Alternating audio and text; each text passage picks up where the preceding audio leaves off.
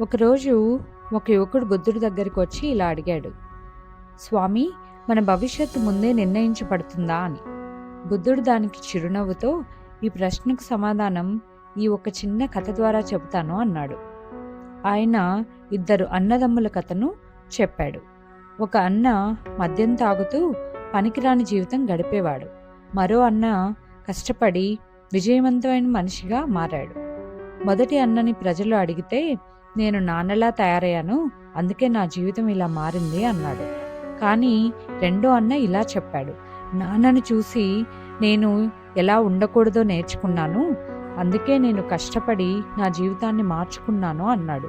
బుద్ధుడు ఈ కథను చెప్పి వివరించాడు, మన భవిష్యత్తు మనం చేసే పనులపైన ఆధారపడి ఉంటుంది, పరిస్థితుల మీద కాదు. కష్టపడితే, సరైన నిర్ణయాలు తీసుకుంటే మన భవిష్యత్తును మార్చుకోవచ్చు. అంటే మన జీవితం మన ఆలోచనలు మరియు ప్రయత్నాల ఫలితమే.